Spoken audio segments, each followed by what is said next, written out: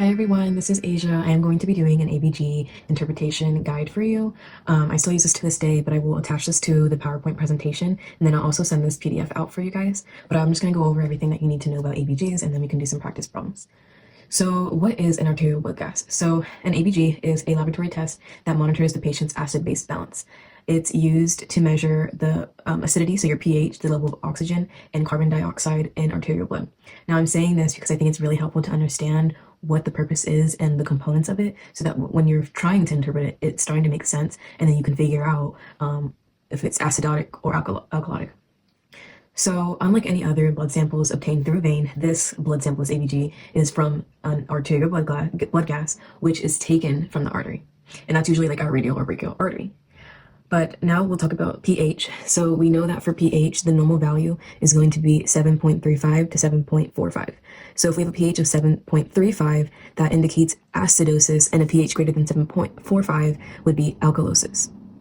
Now for PaCO2, also known as our partial pressure of carbon dioxide, that shows the adequacy of the gas exchange between our alveoli and then the external environment, so our alveolar ventilation.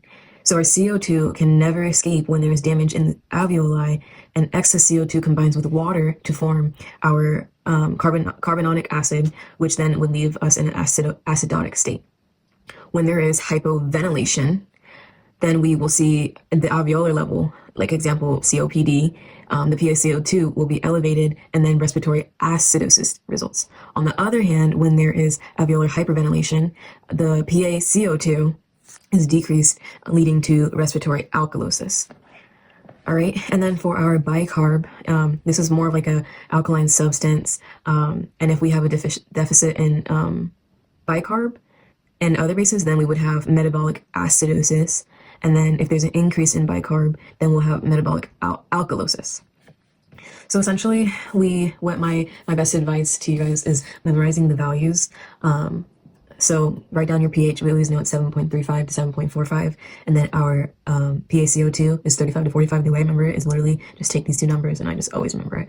And then our bicarb is 22 to 26. Now, some resources you may see the numbers may be off, but this is the numbers that we use at USF nursing.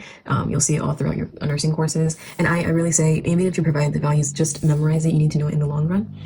But let me explain to you the pH. So like I said earlier, if it's less than 7.35, we would be getting acidosis, and then if it's greater than 7.45, it's alkalosis.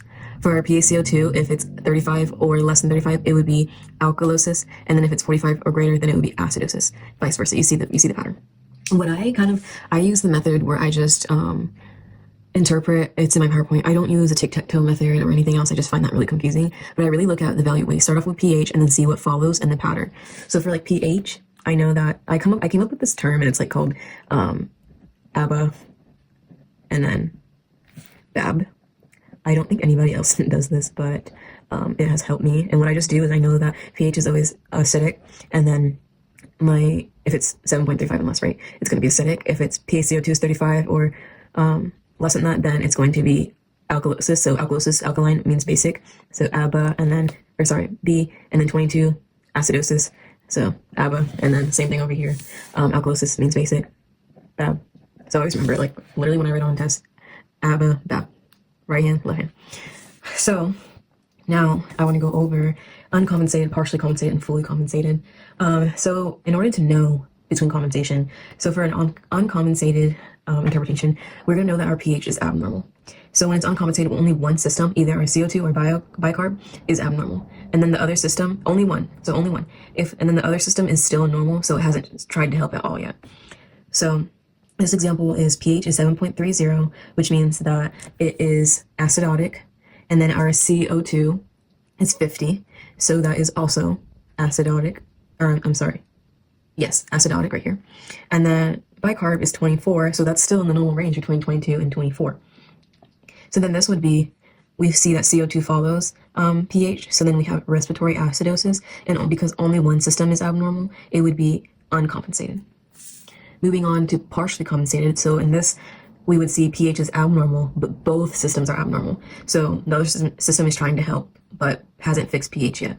So our pH is 7.30, and that means it's acidotic. Our CO2 is 50, acidotic, and then our bicarb is 30, which is alkalotic or basic, but since both of them are being affected while our pH is abnormal, then this would be partially compensated. Now, compared to fully compensated, what you need to know is that your pH is normal, and then both systems are abnormal, and one caused the problem while the other one is trying to fix it. So this pH is 7.36, which is normal, but it's leaning more towards acidosis, and then our CO2 is 50, which is acidotic, and then our bicarb is 30, which is also alkalotic.